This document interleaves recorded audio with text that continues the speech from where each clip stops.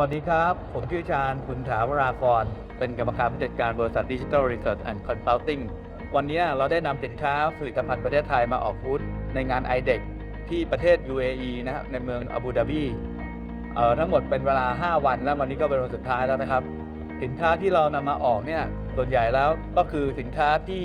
เป็นไฮไลท์ของบริษัทก็คือทางด้าน Security เช่นฝั่งนี้คือ Anti Drone นะครับและตรงกลางเนี่ยคือสินค้าทางด้าน Jammer และสุดท้ายที่อยู่ทางขวามือสุดของผมนะครับตรงนี้ก็เป็นสินค้าทางด้าน Communication โดยใช้ Broadband Communication ครับเรามาดูที่ละตัวเลยนะครับตอนนี้เรามี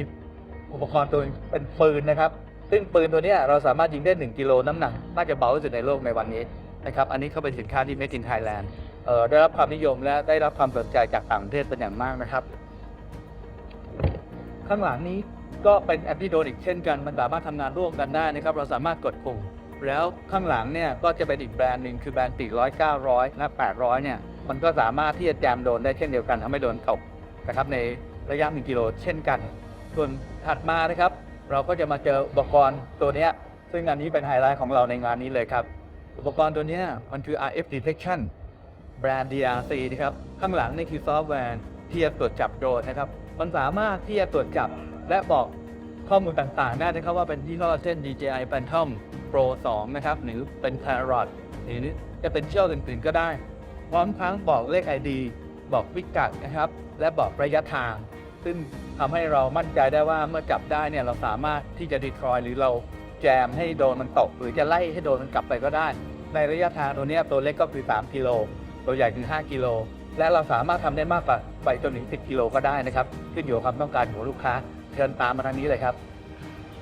ฝั่งนี้เนี่ยมันจะเป็นแจมเมอร์อีกหลายชนิดนะครับตัวนี้เป็นแจมเมอร์ชนิดเขาเรียกมัลติแบนด์แจมเมอร์แบบแมนแพ็คนะครับเมื่อเปิดเครื่องขึ้นมาเนี่ยในรัศมี30 เมตรนะครับใช้สำหรับในการกู้ระเบิดหรือเมื่อเจอวัตถุต้องสงสัยเราสามารถป้องกันไม่ให้เกิดการระเบิดได้ทุกความถี่ตั้งแต่20ไปจนถึงประมาณ6ทิศเลยครับ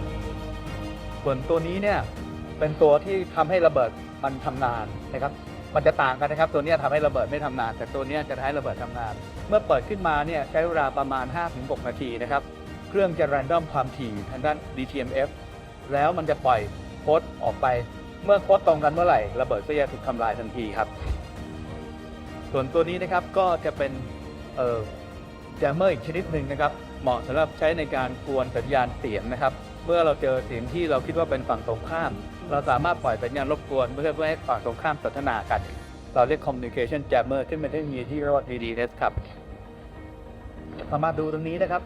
เมื่อเกิดวิกฤตเนี่ยในการสื่อสารพื้นที่ไหนที่ไม่มีสัญญาณ 4G หรือไม่มีสัญญาณ 5G นะครับเราสามารถที่จะใช้อุปกรณ์ที่เราเรียกว่า Flex Radio อันนี้มันจะทำงานเป็นลักษณะ long range broadband communication หลักการก็คือปล่อยสัญญาณเข้าไปแล้วทุกตัวมันจะสามารถเชื่อมต่อกันโดยใช้เทคโนโลยีที่เรียกว่า mesh network นะครับ mesh คืออะไร mesh ก็คือการใช้ความถี่ที่สามารถสร้างระบบเนี่ยที่มันจะขยายโครงข่ายโดยใช้คนเนี่ยมาเชื่อมต่อกันเราเรียกว่า MANET นะครับอุปกรณ์นี้ทำอะไรได้บ้างมันก็จะสามารถต่อเชื่อมต่อกับอินเทอร์เน็ตต่อเชื่อมกับวิทยุVHF หรือ UHF รวมถึงการเอา LTE นะครับมาเชื่อมต่อกับตัวระบบของเราแล้ว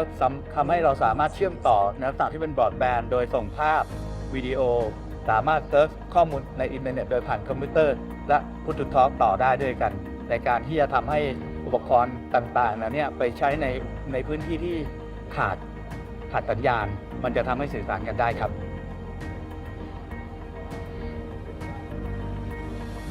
ทั้งหมดนี้นะครับขอสรุปเลยว่าสินค้าของเราเป็นสินค้าที่เรามีมาตรฐาน Military Standard แล้วก็มีมาตรฐานในการป้องกันเรื่องฝุ่นและน้ำตามมาตรฐานสากลนะครับขอบพระคุณมากนะครับสวัสดีครับ